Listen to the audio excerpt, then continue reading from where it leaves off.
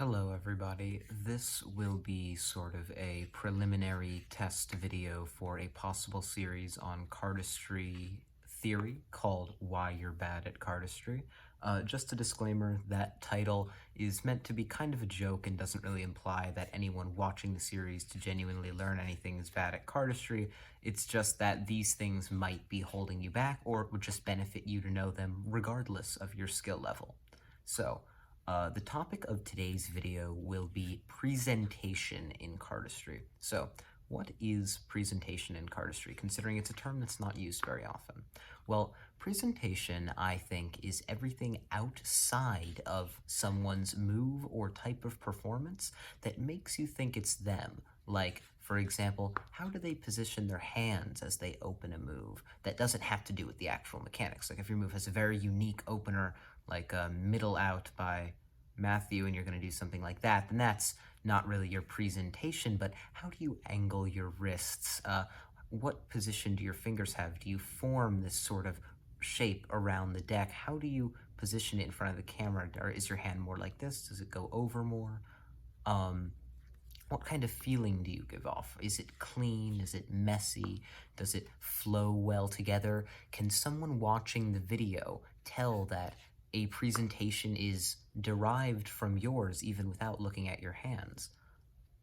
Those sort of things are important if you want to become recognized, and I think they look cool and can make you feel a lot better.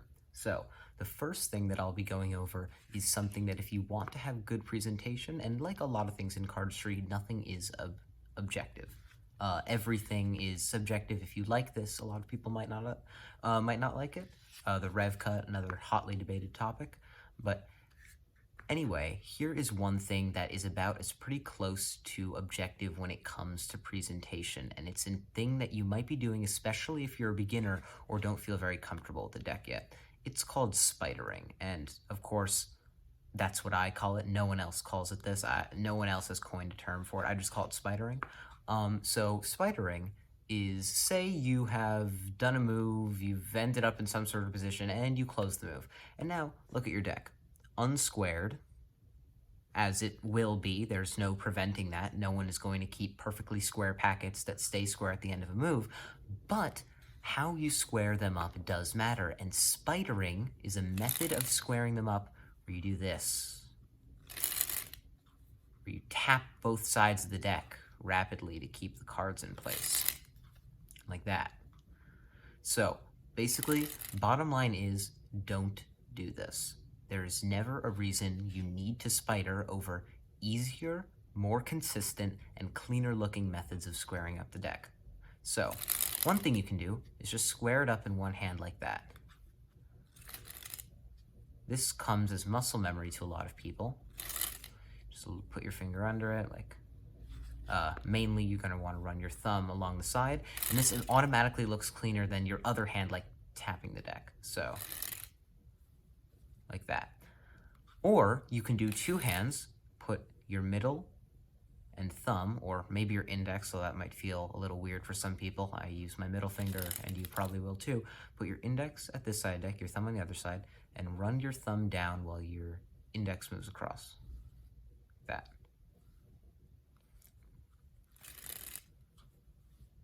Like so.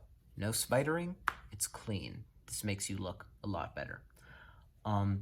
One more thing, that's presentation while closing a move, is to avoid spidering, have a nice clean square up. Of course, keeping your packets clean will help, but there's also presentation during the opening of a move, and this is a lot easier and also a lot more subjective.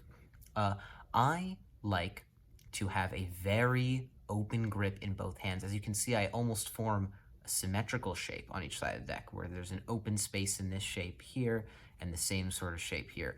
You don't need this. You can keep your index finger here, middle finger here. Generally, you will want your middle and index finger on top of the deck. And one thing that a lot of people like to do is keep the top two joints during the openers of their moves, at least of their index and middle finger straight. And so that's straight, and then this is curved, or like this. You see, this looks more cramped. A lot of people don't like it. Again, this is subjective, but you'll find that a lot of people like to do this. Like that. See, like this looks cramped. Keep your fingers, like sometimes I will remove my ring finger and just have my middle. You might think this looks worse. I don't really care. I use them interchangeably. One last thing before we end the video on the topic of presentation is motifs. So, what is a motif? Well, of course, it can have a lot of meanings, but the meaning in the context of presentation would be little things that you might do with the deck that just look cool or add to the presentation. You might do them before or after a move. One, probably the most common motif that is unique enough that it's not like a deck flip after a move, because that's just doing a move. One of the most common motifs is something called a creamer. Looks like this. You have almost certainly seen this before. So basically, it has the same concept as that clean square up I showed earlier, where you put your index and middle finger and do like this with the deck. However, a creamer, you will turn your hands outward and move the deck with the other hand through your fingers, or move your fingers across them. It's kind of easier to move your deck through the fingers, like that. And you show off the faces of the deck while, most importantly, your thumb and middle finger are parallel to the deck. Don't do your creamer like that. Like this. It ends up hinge parallel to the deck, like so. See? Not like parallel. And during a creamer, it's easier to keep a more open grip under the deck. I'm sure you could do a compact one like so, and it doesn't look worse, in my opinion at least. But you'll find that, especially if you want to put your index finger under the deck, which you'll need to, it's better to have a more open grip. Other motifs include something like this, moving the deck through your fingers like that, and then plopping it back in place.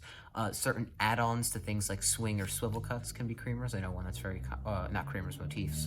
One that's very common is a swivel cut into a swing cut into a quick close like this.